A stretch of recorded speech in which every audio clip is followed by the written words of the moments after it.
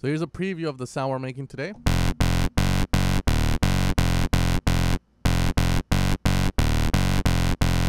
Hello guys and welcome to a brand new sound design tutorial. Today we're going to be learning how to create a bass.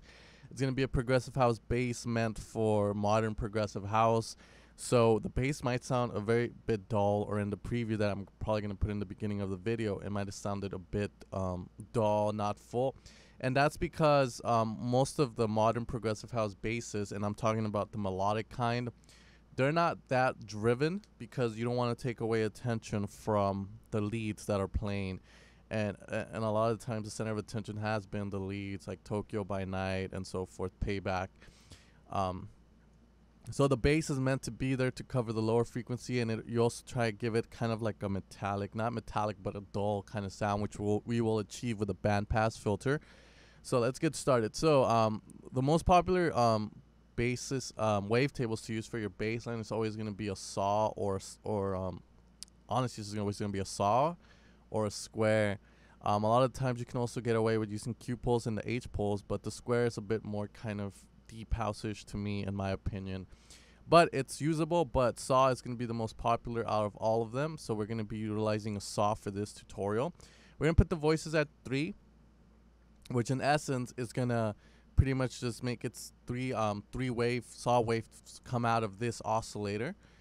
So that's what we're going to have here. I always use an odd number whenever I'm making a bass. I never like to use even numbers. It's just, it's just a personal thing.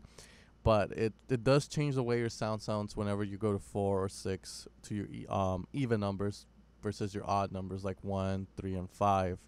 So we're going to use 3 voices, and we're going to add a little bit of release. Not too much, but we do kind of want it to have a little bit of a tail. We don't want it to just be like that and that's it, So we're going to add a little bit of a tail, and let's see how this sounds like. All right, we're going to lower this down 2 octaves.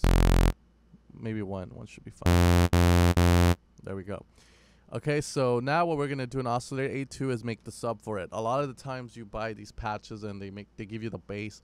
But they don't put a sub for you, so we're gonna apply it ourselves.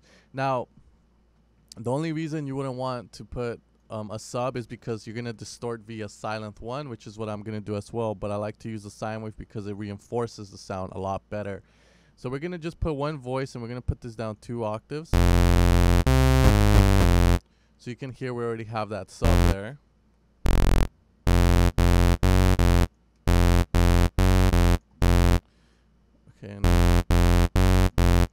And now we're going to put distortion, and this is the part where you can actually do whatever you want. You can put overdrive,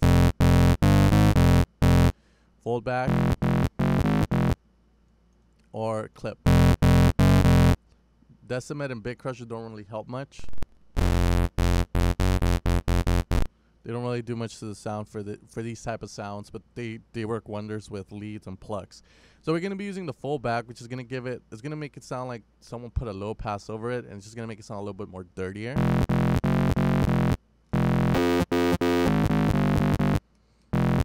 So there we have it. We're going to put a bandpass now.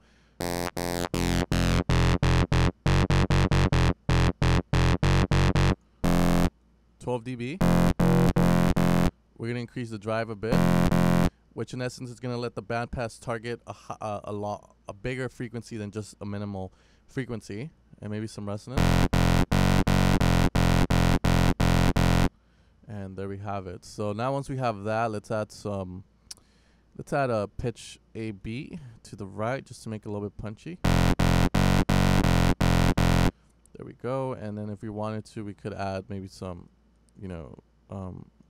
some LFO to the pitch to kind of get that Showtek-ish kind of kind of sound. But we're gonna do it really fast and see what it does. There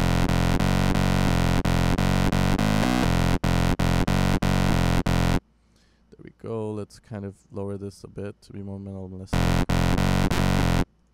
You can also add a chorus if you want, which is gonna give you that effect, but I don't really like it. We're gonna apply an EQ. And we're going to EQ kind of like the high mids. And we're going to get rid of it.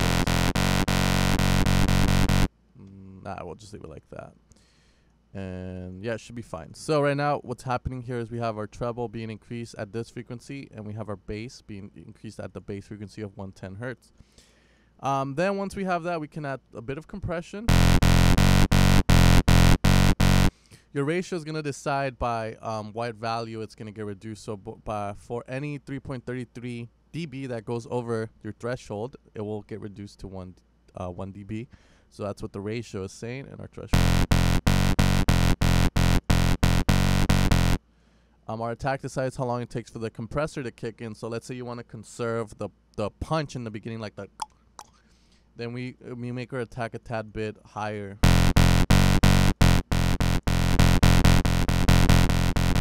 You can hear it. And our release decides how long it takes for it to just turn off and start over.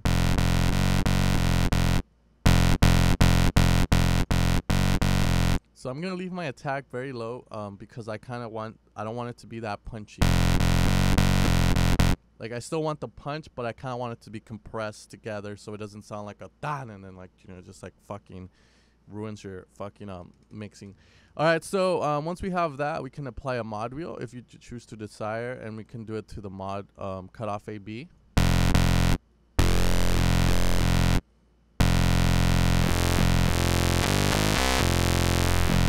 There you go. And then we're going to put one on the distortion as well.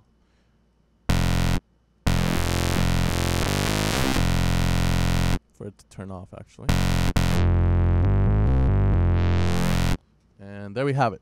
So that's going to be the VA Soundworld Progressive House Bass. This is how I would go in making a patch for you guys for one of the banks I do. But I wanted to show you guys how to make a simple progressive house sort of bass. If you wanted to make this a bit more like friendly with your drop, so you know your leads can come out more, what we could do is just make the frequency that's most selected more focused, be a little bit lower.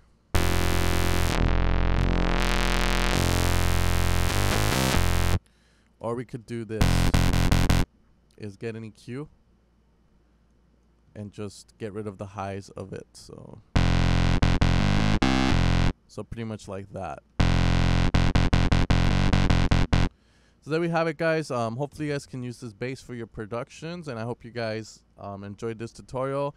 As always, you can follow me on SemWorld, facebook.com/SemWorldMusic, soundcloud.com/SemWorldMusic, twitter.com/SemWorldMusic, instagram.com/SemWorldMusic, pornhub.com/SemWorldMusic.